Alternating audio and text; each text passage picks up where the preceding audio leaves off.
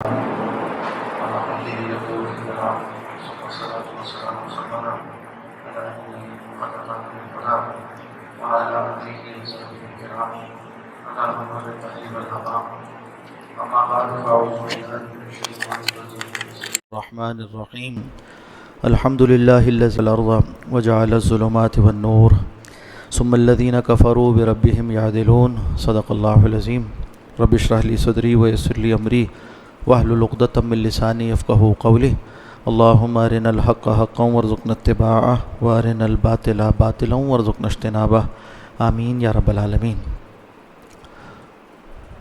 سورۃ الانعام کا آغاز ان آیات سے ہوتا ہے جس میں اللہ سبحانہ و تعالی نے اپنی قدرت کا اظہار فرمایا کہ الحمدللہ الذی خلق السماوات والارض، تمام تعریف اس ذات باری کے لیے ہے کہ جس نے آسمانوں کو اور زمین کو تخلیق فرمایا، وجعل الظلمات والنور، اور اس میں ظلمات اندھیرے اور روشنی بھی پیدا کر دی۔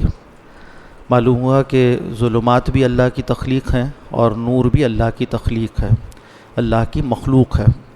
تو نور کے بارے میں یہ تصور کرنا کہ یہ کوئی ذات باری کا حصہ ہے، جیسے کہ قرآن حکیم کے اور مقامات پر بھی تذکرہ آتا ہے، تو یہ سمجھنا کہ نور ذات باری تعالیٰ کا حصہ ہے، یہ درست نہیں ہے، بلکہ یہ بھی اللہ کی مخلوق ہے۔ اور یہاں مراد کیا ہے؟ اللہ نے راتیں بھی بنائی ہیں جو اندھیری ہوتی ہیں اور دن بھی بنائے ہیں جو روشن ہوتے ہیں۔ ثم الذین کفروا، پھر اس کے بعد وہ لوگ جنہوں نے کفر کیا، بربہم یعدلون، اپنے رب کے ساتھ شریک ٹھہراتے ہیں، برابر ٹھہراتے ہیں۔ عدل کے معنی ہوتے ہیں برابر کرنا۔ ایک اونٹنی پر اگر سامان ڈالا جاتا تھا تو ایک جانب جتنا ڈالتے تھے اتنا ہی دوسری طرف بھی ڈالتے تھے تاکہ برابر ہو جائے کجاوا۔ تو یہاں سے عدل کا تصور تھا، تو کہا کہ یہ برابر کرتے ہیں۔ کس کے ساتھ برابر کرتے ہیں؟ یعنی اللہ سبحانہ و تعالی جو یکتا خالق ہے آسمانوں اور زمین کا، اس کے ساتھ ایسے معبودوں کو برابر ٹھہرا دیتے ہیں جنہوں نے کچھ تخلیق نہیں کیا۔ یہ مشرکین کا وصف ہے۔ تو یہاں علماء نے محذوف نکالا کہ یعدلون بشرکائہم، وہ شریک ٹھہراتے ہیں اپنے معبودان باطل کو اللہ سبحانہ و تعالی کے، جبکہ انہوں نے کچھ تخلیق نہیں کیا، اور اللہ تو آسمان و زمین کا اکیلا یکتا خالق ہے۔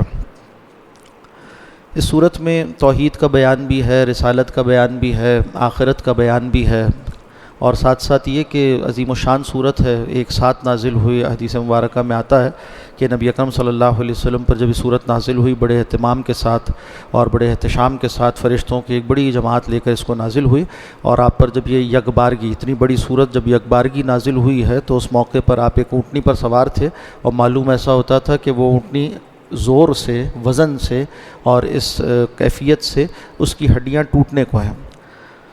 تو اتنا کچھ بوجھ ظاہراً بھی ہوا کرتا تھا نزول وحی کا، جو قلب رسالت مآب صلی اللہ علیہ وسلم میں اللہ سبحانہ و تعالی نے وہ طاقت اور وہ صلاحیت پیدا فرمائی تھی کہ وہ نزول وحی کے بوجھ کو بھی سہار جاتا تھا۔ آگے قرآن حکیم کا ذکر آتا ہے، صورت میں جا بجا انذار بالقرآن کا مضمون بھی ہے، یعنی نصیحت کیجیے، یاد دہانی کیجیے سننے والوں کو، سمجھنے والوں کو، اور جو کان لگاتے ہیں اللہ کی نصیحت کی طرف، قرآن حکیم کے ذریعے سے انہیں یاد دہانی کروائی۔ انذار کا مطلب ہے ڈر سنانا آخرت کے بارے میں، یہ بتلانا کہ زندگی ایسے گزارو کہ آخرت میں تم کامیاب ہو جاؤ، اور اگر ایسے نہ گزاری تو پھر کیا وعید ہے، اور آخرت کا عذاب بڑا شدید ہے۔ فرمایا وَأُوحِیَ إِلَیَّ هَذَا الْقُرْآنُ، اور میری جانب یہ قرآن حکیم وحی کیا گیا، لِأُنذِرَکُم بِهِ وَمَن بَلَغَ، تاکہ اس کے ذریعے سے انذار کر دیا جائے، ڈر سنا دیا جائے ان لوگوں کو اس قرآن کے ذریعے سے جو اس کو سننے والے ہیں، وَمَن بَلَغَ، اور جن تک یہ پہنچے۔ معلوم ہوا کہ رسالت کا پیغام، نبی اکرم صلی اللہ علیہ وسلم کی نبوت کا پیغام جس تک قرآن پہنچا اس تک پہنچ گیا، اور ایک حدیث شریف میں بھی مضمون آتا ہے کہ جس تک قرآن پہنچا اس تک میری رسالت پہنچی۔ تو معلوم ہوا کہ کل نوع انسانی تک اگر ہم یہ نبی اکرم صلی اللہ علیہ وسلم کا پیغام پہنچانا چاہتے ہیں تو قرآن حکیم کو پہنچائیں۔ جب قرآن حکیم کا پیغام نوع انسانی تک پہنچ جائے گا تو قطع حجت ہو جاتی ہے، اور ویسے بھی یعنی اجمالاً تو پہنچا ہوا ہے، اس اعتبار سے جتنی بھی دنیا میں مخلوق ہے، انسانیت ہے، ہر ایک تک یہ خبر تو پہنچ چکی کہ نبی مکرم صلی اللہ علیہ وسلم، محمد عربی صلی اللہ علیہ وسلم، آپ محمد بن عبداللہ کے نام سے جو پہچانے جاتے ہیں، انہوں نے عرب کے جزیرے میں ایک دعویٰ کیا تھا، اور وہ دعویٰ یہ تھا کہ مجھ پر آسمان سے وحی آتی ہے اور میں اللہ کا آخری نبی اور آخری رسول ہوں، اور یہ پیغام، یہ کلام اللہ کا ہے۔ اور اس بات کے ساتھ یعنی اس دعوے کے ساتھ آپ نے یہ قرآن حکیم اپنی امت کو دیا. تو یہ خبر نوع انسانی میں مشہور ہو چکی، پھیل چکی، ہر ایک تک پہنچ چکی. جس تک یہ خبر پہنچ گئی اس تک رسالت مآب صلی اللہ علیہ وسلم کی حجت پہنچ چکی اجمالاً، یعنی اپنی تفصیلات کے بغیر. اب یہ امت مسلمہ کا کام ہے کہ اس کی تفصیل پہنچائیں تفصیلاً، یعنی قرآن حکیم کو ان تک پہنچائیں، دین کے پیغام کو ان تک پہنچائیں، تاکہ رسالت مآب صلی اللہ علیہ وسلم کا یہ فریضہ یعنی کار رسالت وہ بتمام و کمال مکمل ہو جو امت کے ذمے ہے. اس قرآن حکیم کو مشرکین بھی پہچانتے تھے کہ یہ اللہ کا کلام ہے، اور نبی اکرم صلی اللہ علیہ وسلم کو بھی پہچانتے تھے کہ آپ صلی اللہ علیہ وسلم اللہ کے آخری نبی ہیں. وجہ یہ تھی کہ ان کے پاس بھی کچھ خبریں موجود تھیں جو حضرت ابراہیم علیہ السلام کے زمانے سے چلی آ رہی تھیں. پھر اسی طرح سے یہود و نصارہ کے پاس حضرت عیسیٰ و موسیٰ علیہ السلام کے ذریعے سے خبریں موجود تھیں. اور اہل کتاب تو اس طرح پہچانتے تھے جیسے کوئی اپنے بچوں کو پہچانتا ہے. سورہ انعام میں آیت نمبر 20 میں اسی بات کا تذکرہ ہوتا ہے. فرمایا کہ الذین آتیناہم الکتاب، وہ لوگ کہ جنہیں ہم نے کتاب عطا کی، یعرفونہ، وہ پہچانتے ہیں، یعنی اہل کتاب خاص طور پر مراد ہے، وہ پہچانتے ہیں. یعرفونہ، کسے پہچانتے ہیں؟ مفسرین نے دونوں معنی کیے، قرآن حکیم کو پہچانتے ہیں یا رسول اللہ صلی اللہ علیہ وسلم کو پہچانتے ہیں. دونوں ہی باتیں درست ہیں. کما یعرفون ابناءہم، جیسے وہ اپنی اولاد کو پہچانتے ہیں. ایک بڑے مجمع میں اگر کسی کا بچہ گم ہو جائے تو وہ سینکڑوں بچوں میں اپنے بچے کو الگ پہچان لیتا ہے. جس طرح سے یعنی معرفت کا کسی کو جاننے کا اس سے زیادہ اور کیا اسلوب ہو سکتا ہے. قرآن حکیم نے وہ اسلوب اختیار کیا کہ اس طرح سے پہچانتے ہیں. تو ان کا یہ کہنا کہ ہم محمد عربی صلی اللہ علیہ وسلم سے واقف نہیں، یا یہ کہ ہم تو کسی نبی کے منتظر نہیں تھے، یعنی یہ بات یہود و نصارہ کا یہ کہنا، یہ بات درست نہیں ہے. ان کی کتابوں میں نبی اکرم صلی اللہ علیہ وسلم کی علامات، آپ صلی اللہ علیہ وسلم کے متبع جو صحابہ ہوں گے ان کی علامات، قرآن حکیم کی علامات و نشانیاں، یہ سب کچھ موجود تھیں. اس علاقے کی نشانی تک موجود تھی. چنانچہ ان میں جو حق گو راست باز لوگ تھے انہوں نے پہچان بھی لیا. حضرت عبداللہ ابن سلام رضی اللہ تعالیٰ عنہ، حضرت سلمان فارسی کہاں سے تشریف لے کر آئے؟ تو یہ حضرات وہ تھے. حضرت عبداللہ ابن سلام یہودیوں کے علماء میں سے تھے اور اس کے بعد ایمان لے کر آئے ہیں. وہ علامات دیکھ کر، وہ ساری تفصیلات دیکھ کر. حضرت سلمان فارسی وہ راہبوں کے پاس رہتے یعنی عیسائی روایت میں جو علامات ظاہر ہونی تھیں، ان کے پاس جو خبریں موجود تھیں، اس کی بنیاد پر تلاش کرتے کرتے یہاں تک پہنچے تھے مدینہ منورہ. اور چہرے کو دیکھ کر پہچان گئے علامتیں وہ ہیں. آپ کے صحابہ کو دیکھ کر پہچان گئے کہ ان میں علامتیں وہ پوری ہو رہی ہیں. آپ کے کلام کو، آپ کی تعلیمات کو، آپ کا لوگوں کے ساتھ برتاؤ، ان ساری باتوں کو دیکھ کر پہچان جاتے تھے کہ نبی اکرم صلی اللہ علیہ وسلم وہی شخصیت ہیں، وہی ہستی ہیں جن کی خبریں ہمیں پہلی کتابوں میں دی گئی تھیں. تو فرمایا کہ کما یعرفون ابناءہم، جیسے وہ اپنی اولاد کو پہچانتے ہیں ایسے پہچان گئے. الذین خسروا انفسہم فہم لا یؤمنون، ہاں ان میں سے وہ لوگ جو خسارہ اٹھانے والے ہیں، جنہوں نے اپنے آپ کو خسارے میں ڈالا، وہ ایمان نہیں لاتے. ایمان نہ لانے کا سبب عدم اطلاع نہیں ہے، عدم معرفت نہیں ہے. ایمان نہ لانے کا سبب ان کی خواہشات نفس ہیں. چنانچہ وہ کہتے تھے، وہ جو وفد آ رہا تھا نجران سے، اس میں جو دو بڑے راہب تھے، ان دونوں کا آپس میں مکالمہ بھی نقل ہوا ہے سیرت کی کتابوں میں. اور ایک کے گھوڑے کو ٹھوکر لگی تو وہ گرنے لگا. جب وہ گرنے لگا تو اس نے ایک نازیبہ کلمہ کہا نبی اکرم صلی اللہ علیہ وسلم کی شان میں. تو اس کا بڑا بھائی جو بڑا راہب تھا، اس نے سن کر کہا کہ تمہاری ماں تمہیں روئے، تم کیسی بات کہتے ہو؟ وقت کے نبی ہیں، ان کے بارے میں بری بات کہہ رہے ہو.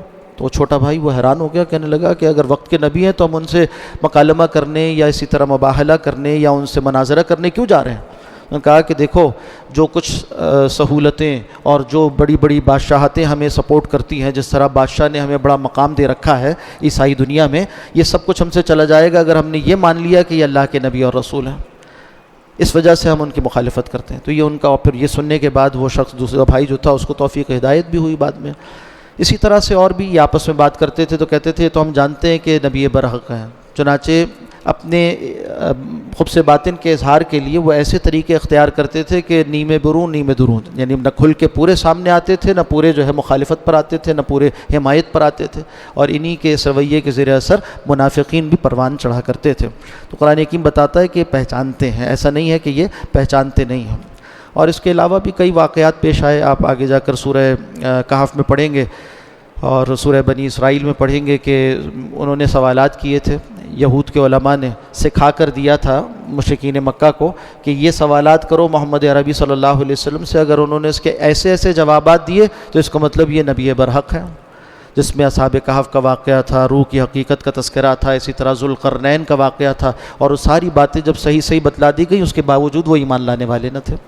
اسی طرح قرآن حکیم میں سورہ انعام میں یہ مضمون بھی بار بار آتا ہے کہ مکی صورت ہونے کی وجہ سے مشرکین مکہ اس میں مطالبہ کرتے تھے بار بار کہ کوئی معجزہ دکھائیے۔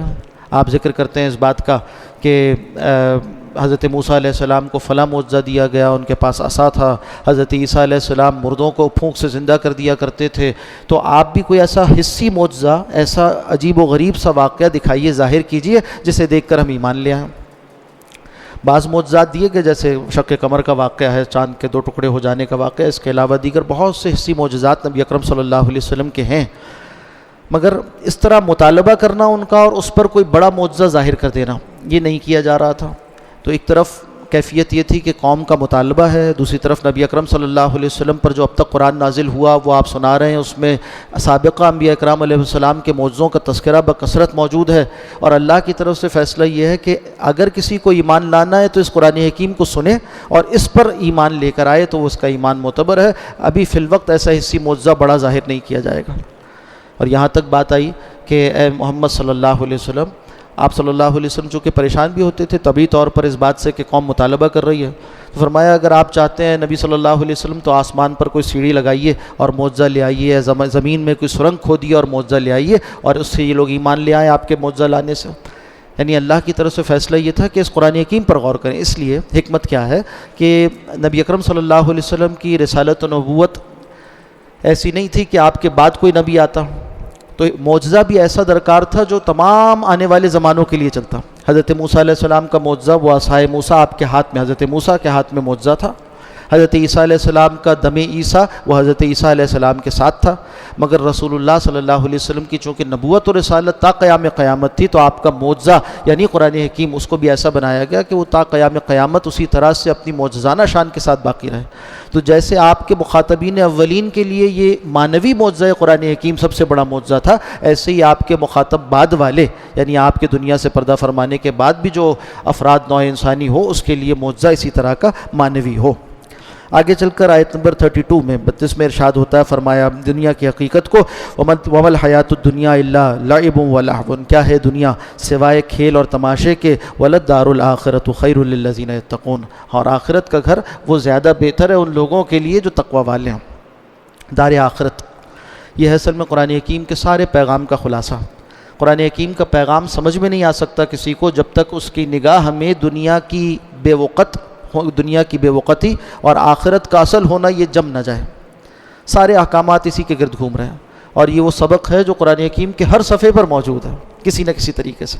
اس کو دہرایا جاتا ہے بار بار مکی صورتوں میں، خاص طور پر فرمایا کیا ہے دنیا کی زندگی جسے تم بہت بڑا سمجھتے ہو، جس کے غم کو تم حقیقی غم سمجھتے ہو، جس کی آسائش کو تم حقیقی آسائش سمجھتے ہو، یہ کچھ بھی نہیں ہے اللہ کی نگاہ میں۔ حدیث شریف میں آتا ہے اگر اللہ کی نگاہ میں دنیا کی کچھ بھی حقیقت اور وقت ہوتی تو کسی کافر کو ایک گھونٹ پانی تک نہ دیتا۔ یہ تو آزمائش کی جگہ ہے۔ وَمَا الْحَيَاةُ الدُّنْيَا، اور کیا ہے حیات دنیاوی، إِلَّا لَعِبٌ وَلَهْوٌ، سوائے کھیل اور تماشے کے، وَلَلدَّارُ الْآخِرَةُ، ہاں البتہ آخرت کا گھر، خَيْرٌ لِلَّذِينَ يَتَّقُونَ، ان لوگوں کے لیے بہتر ہے جو تقوی والے ہیں۔ امام ابو حنیفہ رحمۃ اللہ علیہ کا ایک شعر مشہور ہے، فرماتے ہیں کہ من المروءۃ للفتیٰ، ایک باہمت آدمی، جواں ہمت آدمی، اس کی مروت کا تقاضا یہ ہے کہ ما عاش دار فاخرہ، دنیا میں اسے ضرورت کا سامان اگر مل جائے، فقنا اذا ولیتہا، تو قانع ہو جائے، قناعت کرے اس مل جانے والی نعمت پر، فعمل لدار الآخرہ، اور آخرت کے لیے عمل کرنے والا ہو جائے۔ دار آخرت یہ ہے کامیابی کا گھر، وہ ہے رہنے کی جگہ، وہ ہے ہمیشگی کا گھر، اس کے لیے محنت کرنے والا ہو، فعمل لدار الآخرہ۔ یہ ہے نصیحت قرآن حکیم کی جو بار بار سورہ مکی صورتوں میں آتی ہے۔ فرمایا افلا تتقون افلا تعقلون، کیا تم عقل نہیں رکھتے؟ قد نعلم انہ لیحزنک، اب وہی جو سبب تھا کہ لوگ سوال کر رہے تھے، اور جب معجزے کا اور آپ کی طرف سے جب یہ کہا جاتا تھا کہ اس قرآن پر غور کرو ایمان لاؤ، تو وہ انکار کرتے تھے سامنے والے، تو اس انکار پر تسلی دی جا رہی ہے۔ فرمایا قد نعلم، تحقیق ہے نبی صلی اللہ علیہ وسلم ہم جانتے ہیں، انہ لیحزنک، بے شک آپ کو یہ چیز غمگین کرتی ہے، الذی یقولون، جو یہ مشرکین کہتے ہیں کہ واقعی اگر آپ نبی ہیں تو معجزہ دکھائیے، فإنہم لا یکذبونک، تو اے محبوب صلی اللہ علیہ وسلم آپ پریشان نہ ہو، یہ آپ کی تکذیب نہیں کرتے، یہ آپ کا انکار نہیں کرتے، فإنہم لا یکذبونک ولکن الظالمین بآیات اللہ یجحدون، یہ تو ظالم لوگ اللہ کی آیات کا انکار کرتے ہیں۔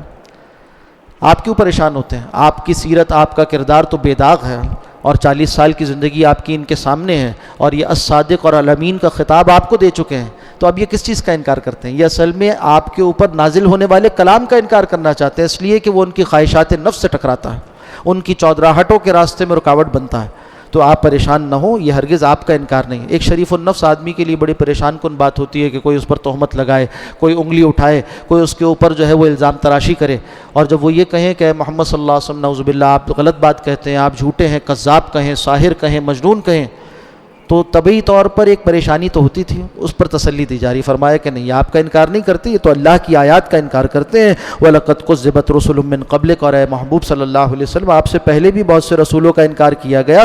فَصَبَرُوا عَلَىٰ مَا كُذِّبُوا، تو جو ان کا انکار ہوا اس پر انہوں نے صبر کیا۔ وَأُوذُوا، اور انہیں اذیت دی گئی۔ حَتَّىٰ أَتَاهُمْ نصرنا، یہاں تک کہ ان کے پاس آ گئی ہماری مدد۔ ولا مبدل لکلمات اللہ، اللہ کی کلمات کو، اللہ کے فیصلوں کو کوئی تبدیل کرنے والا نہیں۔ وَلَقَدْ جَاءَكَ مِن نَبَإِ الْمُرْسَلِينَ، اور تحقیق آپ کے پاس تو مرسلین یعنی پچھلے انبیاء اکرام علیہ السلام جو بھیجے گئے تھے ان کی خبریں آ چکی ہیں، آپ کو واقعات سنائے جا چکے ہیں کہ کیسے کیسے قوم نے انکار کیا۔ فَرِيقًا كَذَّبُوا وَفَرِيقًا تَقْتُلُونَ، ایک فریق کا انہوں نے انکار کیا اور ایک فریق کا، یعنی انبیاء میں سے بہت سے ایسے تھے جن کو انہوں نے قتل کیا۔ حضرت یحییٰ اور حضرت زکریا علیہ السلام، ان کے ساتھ کیسی انہوں نے دردناک کارروائی کی۔ اور ایک نبی کے بارے میں آتا ہے کہ ان کو ایک کنویں میں ڈال کر لٹکا کر قتل کر دیا تھا۔ اس طرح سے انہوں نے انبیاء کے ساتھ بنی اسرائیل نے شرارتیں کی ہیں، ان کے جرائم اتنے بڑے بڑے ہیں۔ کیا ہوا؟ آخر کار اللہ سبحانہ و تعالیٰ کا عذاب آیا ایسی قوموں کے اوپر، اور ان کو نیست و نابود کر دیا گیا۔ فرمایا وَلَقَدْ أَرْسَلْنَا إِلَىٰ أُمَمٍ مِّن قَبْلِكَ، اور تحقیق ہم نے آپ سے پہلے والی امتوں قوموں کی جانب بھی بھیجا تھا انبیاء اکرام علیہ السلام کو، اور مگر جب قوم نے انکار کیا فَأَخَذْنَاهُمْ بِالْبَأْسَاءِ وَالضَّرَّاءِ، تو ہم نے پکڑ لیا ان کو بأساء اور ضراء کے ذریعے سے، سختیاں بھی آئیں، تکالیف بھی۔ ایک اور بات ہے جو قرآن حکیم انبیاء کے تذکرے میں، انباء اور رسل میں ذکر کرتا ہے، اس کو بتایا کہ جب نبی مبعوث کیے جاتے ہیں تو ساتھ ساتھ قوم کی آزمائش کے لیے کچھ تکلیفیں اور کچھ مصیبتیں بھی آتی ہیں، اس لیے کہ انسان کی فطرت ایسی ہے کہ مشکلات و مصیبتوں میں جب پڑتا ہے تو حق کی طرف مائل ہوتا ہے، اور اس میں ہمارے لیے بھی ایک سبق ہے۔ بعض اوقات ہم کسی دنیاوی نقصان کو، کسی بیماری کو، کسی آزمائش کو، کسی قریبی رشتہ دار اور عزیز کی وفات کو، یا کسی بھی صدمے کو برا سمجھتے ہیں اپنے لیے، مگر بعض اوقات وہی صدمہ، وہی پریشانی ہمارے لیے ہدایت کی طرف آنے کا ذریعہ بن جاتی ہے، زندگی بدل جاتی ہے۔ اسی طرح سے دنیا کے تھوڑے تھوڑے نقصان سے اللہ تعالیٰ آخرت کا ابدی فائدہ دے دیتے ہیں۔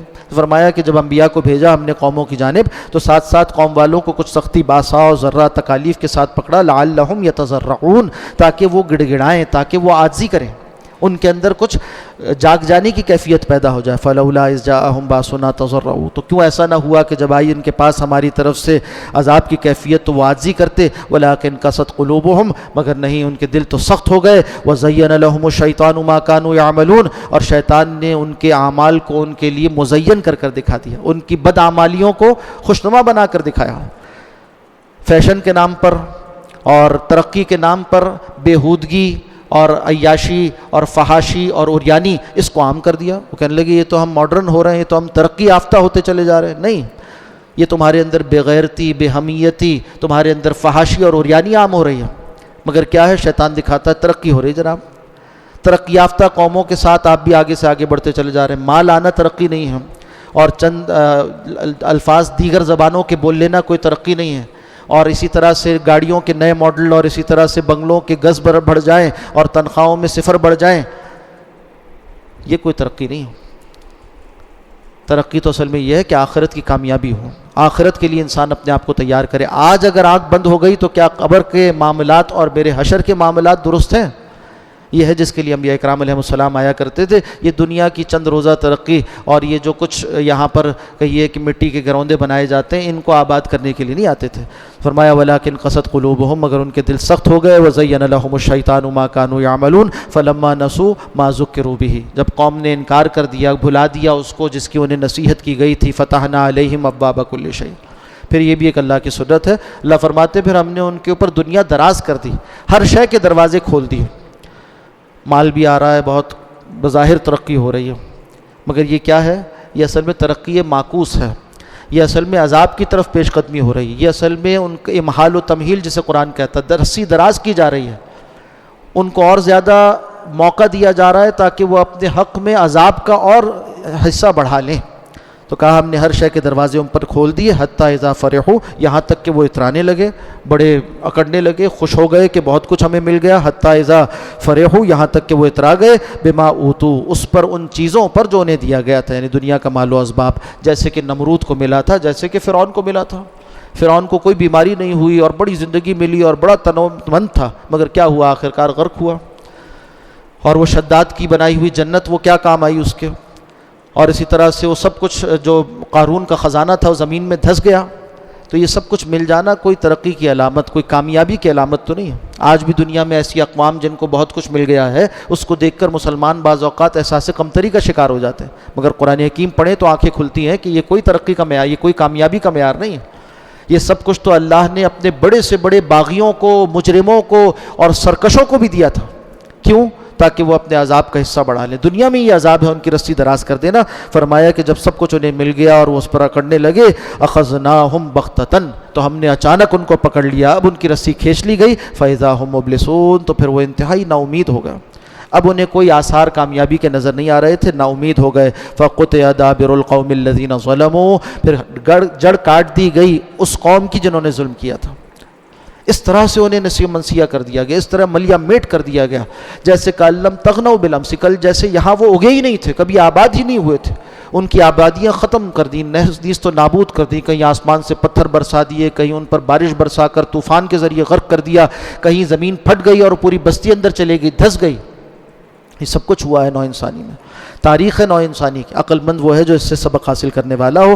فرمایا کہ اس طرح سے ظالموں کی جڑ کاٹ دی گئی، ظالم قوم کو نیست و نابود کر دیا. والحمد للہ رب العالمین، اور ہر قسم کی حمد اللہ رب العالمین ہی کو سزاوار ہے. آگے پھر قرآن حکیم کے ذریعے سے انذار کا ذکر ہوا. فرمایا وانذر بہ الذین یخافون، اے نبی صلی اللہ علیہ وسلم آپ انذار کیجئے، ڈر سنائیے اسی قرآن حکیم کے ذریعے سے ان لوگوں کو جو خوف رکھتے ہوں، جو ڈرتے ہوں. یعنی جو اللہ سے ڈرتا ہے اس کو نصیحت کام دیتی ہے. جو بے فکر ہو جائے، جو خوف آخرت نہ رکھے، تو اس کو پھر نصیحت کام نہیں دیتی. وانذر بہ الذین یخافون ان یحشروا الی ربہم، اس بات سے ڈرتے ہیں کہ وہ اپنے رب کے حضور کھڑے کیے جائیں گے. لیس لہم من دونہ ولی ولا شفیع، ان کے لیے کوئی نہیں ہوگا اللہ کو چھوڑ کر دوست، نہ کوئی سفارشی. لعلہم یتقون، یہ نصیحت کیجیے تاکہ وہ تقوی اختیار کرنے والے ہو جائیں. ولا تطرد الذین یدعون ربہم بالغداۃ والعشی، اور نہ دھتکاریے ان لوگوں کو، دور نہ کیجیے ان لوگوں کو اپنے آپ سے جو اپنے رب کو پکارتے ہیں صبح و شام. یریدون وجہہ، اور اللہ سبحانہ و تعالی ہی کی رضا چاہتے ہیں. ایک اور موضوع بیان ہو رہا ہے. وہ موضوع یہ ہے کہ جب نبی اکرم صلی اللہ علیہ وسلم کے ارد گرد جو لوگ تھے، صحابہ اکرام، اول ایمان لانے والے، وہ پسے ہوئے طبقات تھے، غلام تھے، اسی طرح سے دیگر پسے ہوئے طبقات جن پر ظلم ہو رہا تھا وہ ایمان لانے والے تھے. جہاں حضرت صدیق اکبر رضی اللہ تعالیٰ عنہ، حضرت عمر رضی اللہ تعالیٰ عنہ جیسے سرداران قوم میں سے چند افراد ہیں، باقی اکثریت کن لوگوں کی تھی؟ جو پسے ہوئے طبقات تھے، یا کہیے کہ مسکین طبقات تھے، نادار طبقات تھے. تو مشرکین مکہ جب یہ دیکھتے تھے تو کہتے تھے کہ اچھا آپ کی بات اگر اتنی اچھی ہے تو قوم بھر میں سے آپ کو یہی لوگ ملے ہیں جو رلے ہوئے ہیں، پسے ہوئے ہیں، یہی لوگ آپ کو ملے ہیں. وہ کہتے تھے کہ جب تک آپ کے پاس یہ لوگ بیٹھے ہوئے ہم نہیں آئیں گے، آپ ان کو دور کر دیجئے، تو آپ کی مجلس میں جب شرفاء کی اور اشرافیہ کی مجلس سجے گی تو اس میں ہم آ کر بیٹھیں گے. ہماری شان کے خلاف ہے، تکبر کی علامت تھی ان کی. تو اس پر قرآن حکیم کہتا ہرگز نہیں. جو اللہ کو چاہتے ہیں اور دن رات اللہ سبحانہ و تعالیٰ کی رضا جوئی کرتے ہیں، اللہ کی رضا کے لیے وہ کوشاں رہتے ہیں، ایمان لانے والے ہیں، بغیر کسی کبر کے، بغیر کسی حرص کے، لالچ کے، ان کو اپنے آپ سے دور نہ کریں. اللہ کی نگاہ میں ان کا دنیاوی سٹیٹس یہ کوئی اہمیت نہیں رکھتا. تو فرما دیا، کہہ دیجئے، ان کو بتا دیجئے، ولا تطرد الذین یدعون، نہیں دور کیجئے ان لوگوں کو جو پکارتے ہیں ربہم، اپنے رب کو، بالغداۃ والعشی، صبح و شام، یریدون وجہ، اللہ کی رضا چاہتے ہیں. ما علیک من حسابہم من شیء، آپ کے ذمے تو ان کے حساب کتاب میں سے کچھ بھی نہیں ہے. یعنی اگر یہ مشرکین سرداران قوم یہ ایمان نہیں لاتے تو آپ سے تو کوئی سوال نہیں ہوگا. وما من حسابک علیہم من شیء، اور آپ کا حساب کتاب ان کے اوپر کچھ نہیں. فتطردہم، کہ آپ انہیں دور کریں. ایک وقت دائی کو یہ خیال ہوتا ہے نا، دعوت دینے والے کو یہ خیال ہوتا ہے کہ چلو ان کی بات سن لیتے ہیں، ذرا خواص ہیں، ان کا مطالبہ مان لیتے ہیں، خواص ہیں. تو فرمایا کہ نہیں. حق کے اصولوں کو چھوڑ کر ان کے لیے کوئی خصوصی ان کا اسپیشل اسٹیٹس ماننا، ان کو کوئی خصوصی اہمیت دینا، یہ داعیان حق کا طریقہ نہیں ہے۔ ان کو کہیے کہ صحیح طور پر اس دعوت کی حقانیت کو دیکھو اور اس پر ایمان لے کر آؤ۔ فرمایا کہ فتطردہم، کہ آپ انہیں فقراء کو دور کرے، درست نہیں۔ فتکون من الظالمین، اگر ایسا آپ نے کیا بفرض محال تو آپ ظالموں میں سے ہو جائیں گے۔ وکذالک فتنا بعضهم ببعض، فرمایا اسی طرح سے ہم بعض کو بعض کے ذریعے سے آزماتے ہیں۔ ایک بڑے اسٹیٹس والا وہ یہ سوچتا ہے کہ یہ غریب آدمی اگر ان کی صف میں موجود ہے، میں بھی ساتھ جاؤں گا تو میرے اسٹیٹس کا کیا ہوگا، یہ آزمائش ہو گئی، اور اس طرح سے اس کی آزمائش ہوتی ہے۔ اللہ آزما کر اس کو دیکھتے ہیں کہ وہ سچے ایمان والا ہے یا نہیں ہے۔ بعضهم ببعض لیقولوا اہؤلاء، تاکہ یہ لوگ کہیں کہ کیا یہی وہ لوگ ہیں من اللہ علیہم من بیننا، جن پر اللہ نے انعام کیا ہمارے مابین۔ اگر اللہ کو انعام کرنا تھا، یعنی ایمان کی توفیق دینی تھی، تو ہمارے جو بڑے بڑے سردار ہیں ان کو ایمان کی توفیق دیتا۔ یہ ایسے طبقات کیوں صرف ساتھ ہیں ان کے؟ الیس اللہ بعالم بالشاکرین، تو سوال کیا کہ اللہ زیادہ واقف نہیں ہے، خوب واقف نہیں ہے کہ کون شکر گزار ہے، کس کو نعمت دی جائے تاکہ وہ اس نعمت کی شکر کرنے والا ہو۔ وَإِذَا جَاءَكَ الَّذِينَ يُؤْمِنُونَ بِآيَاتِنَا، اے نبی مکرم صلی اللہ علیہ وسلم، جب آپ کے پاس آئیں وہ لوگ جو ایمان لاتے ہیں ہماری آیات پر، فَقُلْ سَلَامٌ، یعنی وہ جو نادار سمجھے جاتے ہیں معاشرے میں، وہ آئیں تو آپ ان کو اچھی طرح سے ویلکم کیجئے۔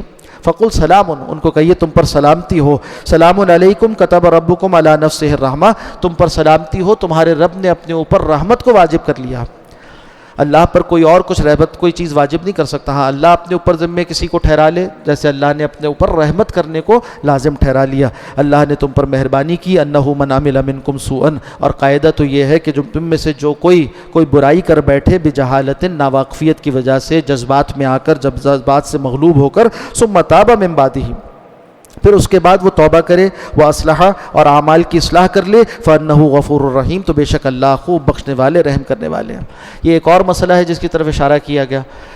جو صحابہ اکرام ایمان لاتے تھے تو ان کے اوپر سرداران قریش بھپتی کستے تھے، کہتے تھے کل تک تو یہ فلاں فلاں برائیوں میں مبتلا تھے، اور دور جاہلیت میں تو ایسا بھی کرتے تھے اور ویسا بھی کرتے تھے، انہیں تانا دیتے تھے۔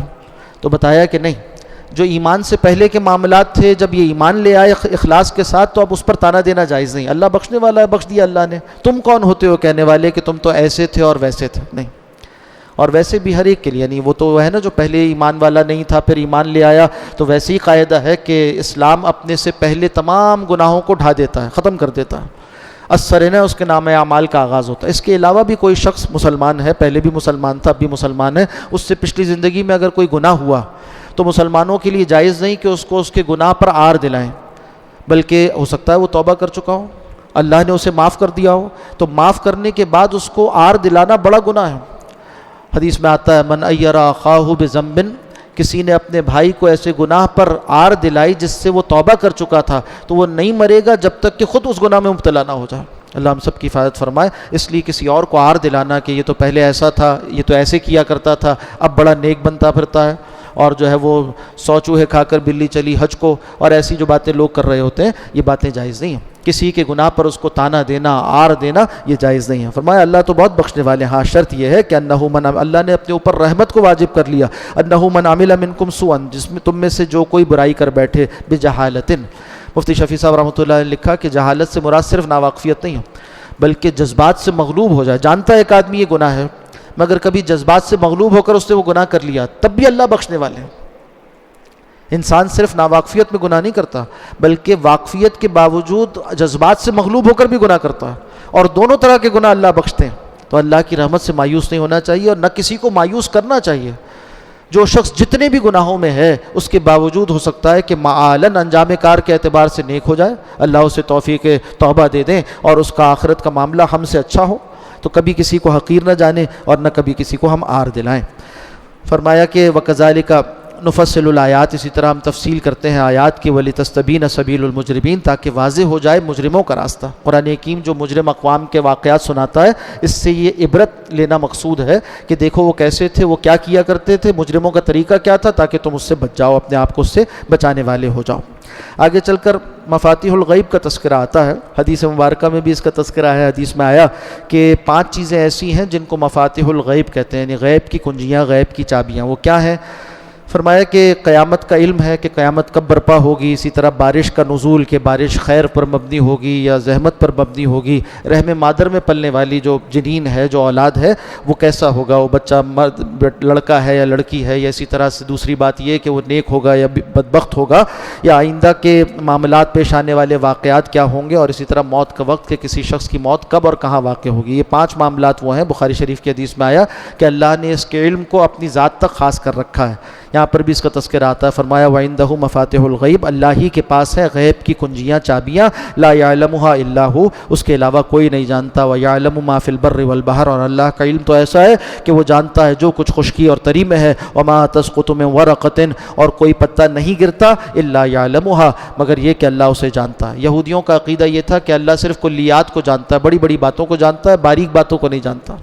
آج بھی بعض گمراہ فرقوں کے خیالات ہیں، تو قرآن حکیم بتاتا ہے کہ نہیں، اللہ کے پاس کلیات سے لے کے جزیات تک، خشکی تری، دن رات، چھوٹے بڑے تمام امور کا علم ہے۔ اللہ کا علم کامل ان سب چیزوں کو محیط ہے، اس کے علاوہ کوئی اتنی تفصیل سے علم رکھنے والا نہیں۔ ولا حبۃ فی ظلمات الارض، اور زمین کی گہرائیوں میں کوئی تانا، اندھیروں میں کوئی دانہ ایسا نہیں کہ اللہ اسے نہ جانتا ہو۔ ولا رطب ولا یابس، نہ کوئی تر چیز نہ کوئی خشک چیز، الا فی کتاب مبین، مگر وہ سب کچھ ایک واضح کتاب یعنی لوح محفوظ میں لکھی ہوئی ہے۔ حدیث شریف میں آتا ہے کہ اللہ نے سب سے پہلے لوح و قلم کو تخلیق فرمایا۔ ہمارے عقائد میں سے ہے بات کہ لوح و قلم کو تخلیق فرمایا، اور پھر قلم کو حکم دیا۔ لوح کے معنی تختیوں کے ہیں، اور قلم کے معنی لکھنے والی چیز۔ تو حکم دیا قلم کو کہ لکھو۔ قلم نے سوال کیا، اللہ کیا لکھوں؟ فرمایا وہ سب کچھ لکھ دو، مقادیر عالم، جو کچھ ہونے والا ہے کائنات میں، جو کچھ ہوگا وہ سب کچھ لکھ دو۔ تو اللہ کے حکم سے قلم نے وہ سب کچھ لکھنا شروع کر دیا۔ اور پھر آتے ہیں الفاظ کے رفعت الاقلام و جفت الصحف، قلم اٹھا لیے گئے اور صحیفے خشک ہو گئے، یعنی اب وہ باتیں متعین ہو گئی۔ اس کو کہتے ہیں تقدیر وہ جو کہ بدلنے والی نہیں ہے، متعین تقدیر ہے، مبرم تقدیر ہے، بدلنے والی نہیں۔ ہاں ایک تقدیر معلق ہوتی ہے جس سے دعا کے ذریعے سے، اعمال کے ذریعے سے اس میں تبدیلی آتی ہے۔ تقدیر کی 2 قسمیں اللہ نے بنائی ہیں، ایک وہ جس میں تبدیلی نہیں آتی، ایک وہ جس میں انسان کے بعض اعمال کے نتیجے میں، دعا کرنے کے نتیجے میں، دعا نہ کرنے کے نتیجے میں، والدین کا فرمانبردار ہونے کے نتیجے میں کچھ، اور نافرمان ہونے کے نتیجے میں کچھ، اسی طرح دیگر اس میں تبدیلی واقع ہوتی ہے۔ آگے فرمایا وَهُوَ الْقَاهِرُ فَوْقَ عِبَادِهِ، اور اللہ سبحانہ وتعالی خوب غالب ہے اپنے بندوں کے اوپر۔ وَيُرْسِلُ عَلَيْكُمْ حَفَظًا، اور تمہارے اوپر حفاظت کرنے والے فرشتے بھیجتا ہے۔ حدیث شریف میں آتا ہے کہ فجر کی نماز اور عصر کی نماز، اس موقع پر یہ ڈیوٹیاں تبدیل ہوتی ہیں، فرشتے دن کے جاتے ہیں، رات کے آتے ہیں، رات کے جاتے ہیں، دن کے آتے ہیں۔ اور یہ اسی لیے قرآن مشہود بھی کہا گیا، قرآن فجر کو، قرآن حکیم جو پڑھا جاتا ہے نماز فجر میں، اس موقع پر فرشتے موجود رہتے ہیں۔ اور حدیث شریف سے معلوم ہوتا ہے کہ ہر شخص کے ساتھ اللہ سبحانہ و تعالی نے حفاظت کرنے والے فرشتے جوڑے ہوئے ہیں، اس کو نقصانات سے بچاتے ہیں، اس کی حفاظت کا اہتمام کرتے ہیں۔ جس طرح سے قرین من الجن، جنات میں سے ایک اس کے ساتھ جڑ جاتا ہے جو اس کو برائی کا وسوسہ کرتا ہے، اسی طرح سے ملائکہ فرشتوں میں سے بھی ایک ہے اس کے ساتھ جو جڑ جاتا ہے اور اس کی حفاظت کا سامان کرتا ہے۔ آپ اور ہم اس بات کا صبح و شام تجربہ کرتے ہیں کہ بغیر کسی سبب کے آپ کسی حادثے سے بچ گئے، یعنی اس کے اسباب نہیں تھے مگر بچ گئے، تو اللہ کی طرف سے فرشتے وَيُرْسِلُ عَلَيْكُمْ حَفَظًا، حفاظت کرنے والے فرشتے تمہارے اوپر بھیجتا ہے اللہ۔ اور دوسرے اس کے معنی مفسرین نے یہ بھی کیے کہ وہ فرشتے اس کے ساتھ رہتے ہیں، اس کی حفاظت کرتے ہیں، اور جب موت کا وقت آتا ہے تو وہ حفاظت والے فرشتے ہٹا لیے جاتے ہیں، اور پھر ملک الموت آ کر اس کی روح کو قبض کر لیتے ہیں۔ جب تک موت کا وقت آتا نہیں ہے اس وقت وہ حفظہ اس کے ساتھ رہتے ہیں۔ اور اسی طرح شاہ ولی اللہ دہلوی رحمۃ اللہ علیہ نے بعض آثار کی روشنی میں یہ بھی لکھا ہے کہ بعض اللہ والے ایسے ہیں موت کے جو ملک الموت آ کر لوگوں کی روح قبض کرتے ہیں، مگر بعض خواص ایسے ہیں جن کی روح اللہ سبحانہ و تعالی براہ راست خود قبض فرماتے ہیں، تو جس کو ایسا اکرام کرنا چاہیں وہ اللہ سبحانہ و تعالی کی قدرت کاملہ ہے۔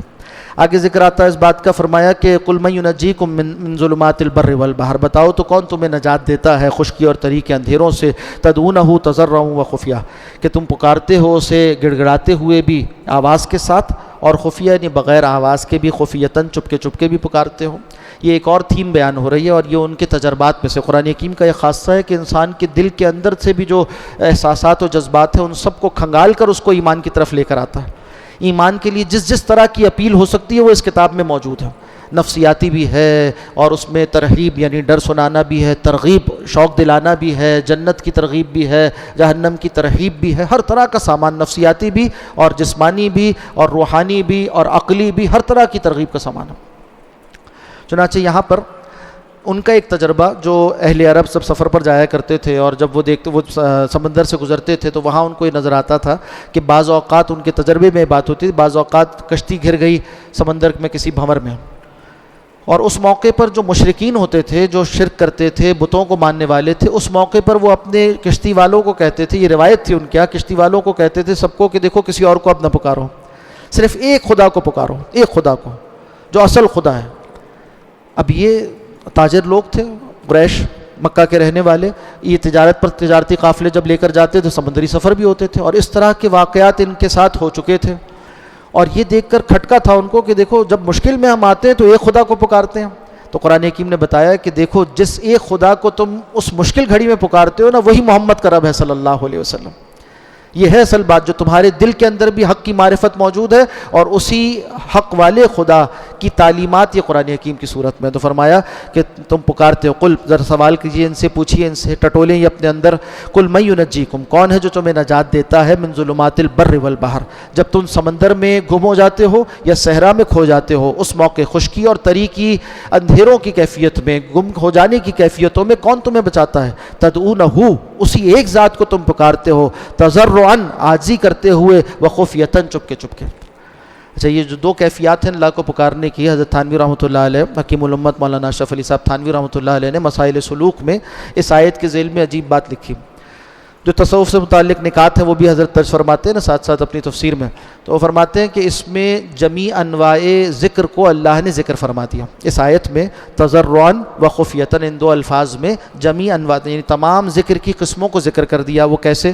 اور یہ بات وہ فرماتے ہیں کہ روح المعانی میں بھی درج کی ہے اسی طرح سے، اقسام ذکر کی مشروعیت پر یہ دال ہے۔ فرماتے ہیں کہ اظہار تضرع ذکر جلی باللسان ہے، اظہار جب انسان تضرع کرتا ہے نا، گڑ گڑاتا ہے تو زبان سے ذکر کرتا ہے، تو یہ ذکر لسانی اس کا تذکرہ آ گیا۔ اور اسی طرح سے دوسری جانب جو خفیتاً فرمایا دل میں، تو یہ ذکر قلبی ہے، جو صوفیہ ذکر کرواتے ہیں اس کی دو ہی صورتیں ہیں، اللہ کا ذکر زبان سے ہوتا ہے، آپ کلمہ طیبہ پڑھتے ہیں، چوتھا کلمہ پڑھتے ہیں، دیگر کلمات پڑھتے ہیں، زبان سے ذکر جلی ہے، یا یہ کہیے کہ یہ ذکر لسانی ہے، اور یہ اس کو تضرعاً کے لفظ سے ذکر کیا، اور خفیتاً کے لفظ سے اس کو ذکر کیا جو دل کا ذکر ہے، یعنی مراقبہ، کہ انسان آنکھ بند کر بیٹھ جائے اور یہ تصور کرے کہ میرے دل میں ہوتا ہے اللہ اللہ اللہ، زبان نہ ہلائے، دل میں ذکر کرے، اس کو کہتے ہیں مراقبہ، یہ ذکر خفی ہے۔ تو یہ دونوں قسمیں ذکر کی شریعت میں جائز ہیں، اس کا تذکرہ اس آیت میں آیا۔ حضرت حکیم الامت رحمۃ اللہ علیہ اس طرف اشارہ فرماتے ہیں، فرمایا لئن انجانا من ھذہ، وہاں وہ لوگ کہتے تھے، یعنی یہ مشرکین جب پھنس جاتے تھے تو کہتے تھے کہ اگر ہمیں بچا دیا، نجات دی اللہ نے اس مصیبت سے جو وہ سمندر میں گم ہو گئے یا اسی طرح سے بھنور میں آ گئے یا کسی صحرا میں گم ہو گئے، لنکونن من الشاکرین، تو ہم ضرور شکر گزاروں میں سے ہو جائیں گے۔ قل اللہ ینجیکم منہا، فرما دیجیے ان سے کہ بے شک اللہ ہی تمہیں نجات دیتا ہے ان سے، ومن کل کرب، اور ہر قسم کے غم سے، ثم انتم تشرکون، مگر تم ایسے ناہنجار ہو کہ پھر بھی شرک کرتے ہو۔ حضرت اکرمہ کا واقعہ حدیث کی کتابوں میں لکھا ہوا ہے۔ اکرمہ بن ابی جہل، ابو جہل جو سرداران قریش میں سے تھا اور نبی اکرم صلی اللہ علیہ وسلم کا بڑا دشمن اور کفر کا بڑا رئیس سردار، اس کا بیٹا حضرت اکرمہ ایمان لائے۔ بعد میں جب مکہ فتح ہوا تو وہ انہوں نے کہا کہ بھائی زندگی بھر تو ہم لڑتے رہے محمد صلی اللہ علیہ وسلم سے، اب اس وجہ سے ایمان لے آئے کہ انہوں نے مکہ فتح کر لیا ہے، تو ہماری حمیت و غیرت کے خلاف ہے۔ غیرت تو بڑی تھی عربوں کے اندر۔ ابو جہل جب قتل ہوا ہے بدر کے میدان میں، معاذ و معاوض دو لڑکے تھے جنہوں نے اسے قتل کیا، تو وہ کہتا ہے کہ میری گردن کو ذرا نیچے سے کاٹنا۔ عربوں میں دستور تھا گردنیں کاٹ کے جمع کرتے، مسلمان تو ایسا نہیں کرتے تھے۔ میں کہنے لگا زخمی پڑا ہوا تھا، کہتا میری گردن کو ذرا نیچے سے کاٹنا تاکہ جب گردنیں سجائی جائیں تو میری گردن بھی اونچی نظر آئے۔ اتنی حمیت اور غیرت ان کے اندر ہوا کرتی ہے۔ تو اکرمہ روانہ ہو گئے، ایمان نہیں لائے۔ آگے جا کر عرب سے جب باہر نکلے تو ایک کشتی میں سوار ہوئے، سمندر میں انہوں نے دیکھا اور جا رہے تھے اور وہ کشتی ڈولنے لگی۔ اس موقع پر پھر جو کشتی کا ملاح تھا، ناخدا تھا، اس نے یہی بات کہی، کہنے لگا کہ ایک خدا کو پکارو، کسی اور کو، لات عزیٰ منات یہ سب بھول جاؤ، صرف ایک خدا کو پکارو۔ تو اکرمہ کے دل میں یہ خیال آیا کہ جس خدا کی دعوت محمد دیتے تھے صلی اللہ علیہ وسلم، ان سے بھاگ کر میں ادھر آیا اور آج اسی کو پکاروں۔ اس وقت دل میں انہوں نے یقین کر لیا کہ میں واپس جاؤں گا اور جا کر ایمان لے کر آؤں گا۔ اس طرح سے الحمدللہ وہ ایمان والے ہوئے اور صادق الایمان صحابی قرار پائے بعد میں۔ تو یہاں بتایا گیا عموماً مشرکین کا حال یہ ہوتا تھا کہ اس وقت تو چاہتے تھے کہ ایمان لائیں اور ایمان کا ایک عہد بھی دل میں باندھتے تھے، مگر بعد میں شرک کیا کرتے تھے۔ قل هو القادر، فرما دیجئے، کہہ دیجئے کہ اللہ تو قادر ہے، علی ان یبعث علیکم عذابا من فوقکم، کہ تم پر عذاب لے آئے تمہارے اوپر سے، او من تحت ارجلکم، یا تمہارے پاؤں کے نیچے سے، او یلبسکم شیعا، یا تمہیں گروہوں میں تقسیم کر دے، ویذیق بعضکم باس بعض، اور تم میں سے بعض کی طاقت کا مزہ بعض کو چکھائے۔ یہ عذاب کی 3 صورتیں ہیں جو قرآن حکیم ذکر کرتا ہے۔ اوپر سے عذاب، بارشیں ہیں، سخت بارشیں ہیں، آسمان سے پتھروں کا برسایا جانا ہے، یا وہ جو ابابیل کنکر لے کر آئے تھے وہ بھی ہے، اوپر سے آنے والی بلیات۔ اور حضرت حسن بصری رحمۃ اللہ علیہ فرماتے ہیں کہ تمہارے حکمرانوں کا تم پر جبر کرنا، یہ بھی اوپر سے آنے والے عذاب کی ایک صورت ہے۔ اسی طرح پاؤں کے نیچے سے عذاب کیا ہے؟ زلزلوں کا آنا ہے، طوفانوں سیلابوں کا آنا ہے، اسی طرح سے وباؤں کا اور مصیبتوں کا پھیل جانا ہے۔ اور اسی طرح حضرت حسن بصری فرماتے ہیں کہ تمہارے ماتحتوں کا باغی ہو جانا، تمہارے ماتحت عوام کا باغی ہو جانا، تمہارے سبارڈینیٹس کا، تمہارے ملازموں کا باغی ہو جانا، یہ بھی ایک عذاب کی صورت ہے۔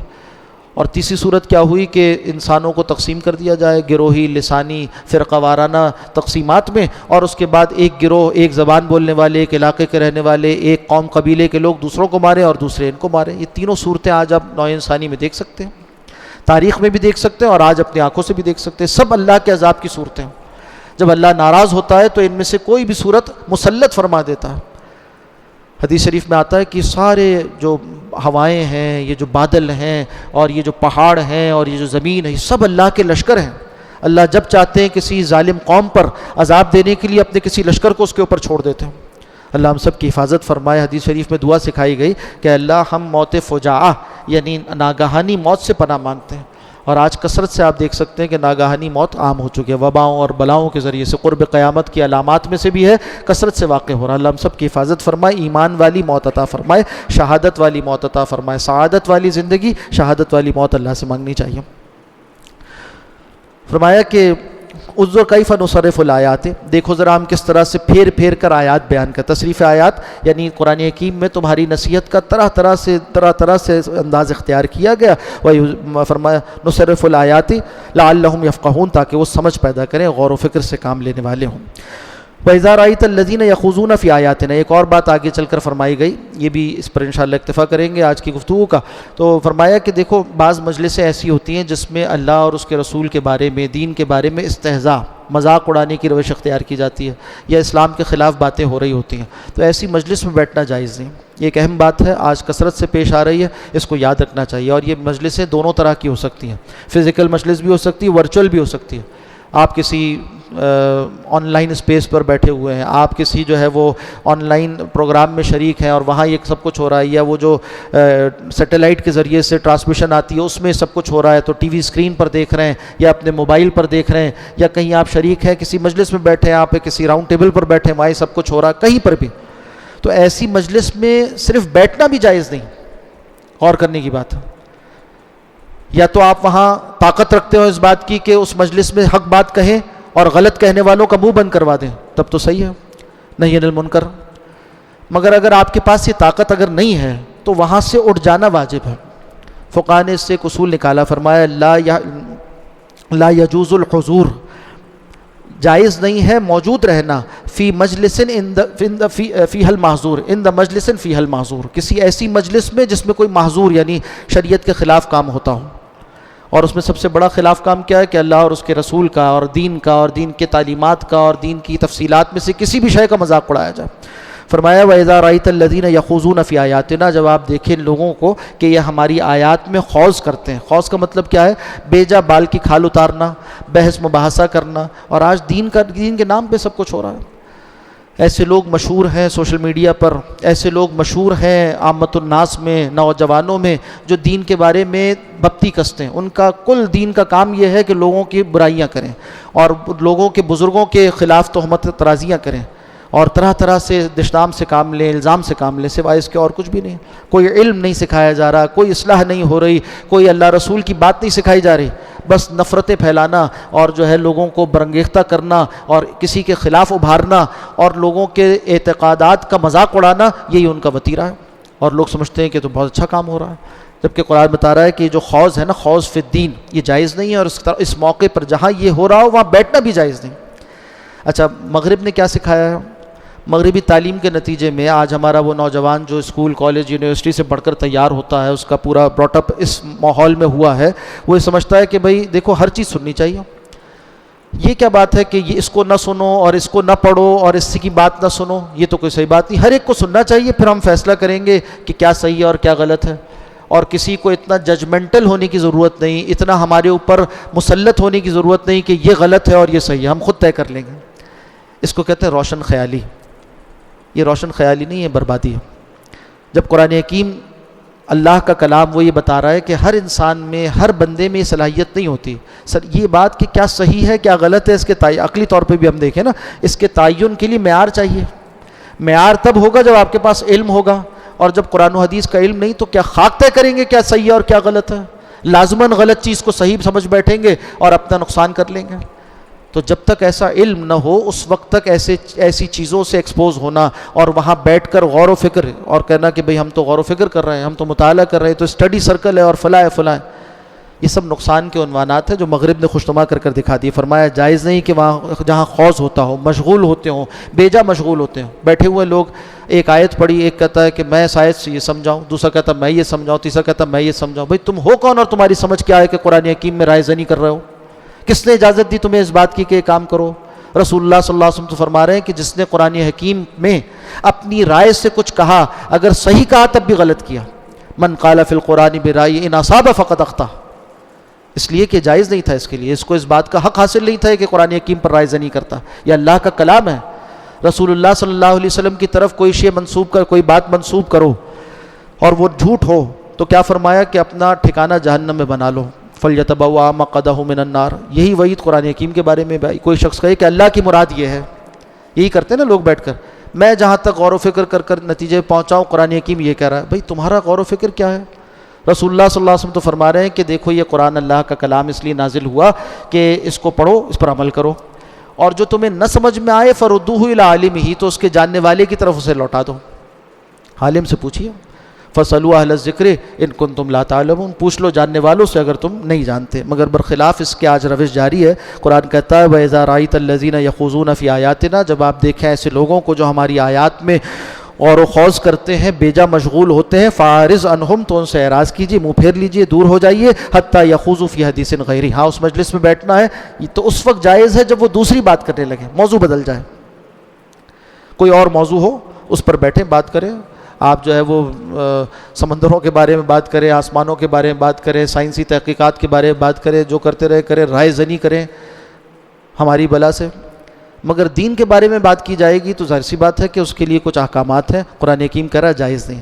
یہاں یہ متعین کیا گیا دین میں کون زبان کھولے گا اور کون خاموش رہے گا. وہ آیت بھی ہم پڑھ چکے ہیں، بِمَسْتُحْفِظُوا مِن کتاب اللہ. اللہ سبحانہ و تعالیٰ نے علماء سے، صوفیاء سے اس کتاب کی حفاظت طلب کی ہے، تو ان کا کام ہے کہ وہ روکے لوگوں کو بیجا زبان درازی سے.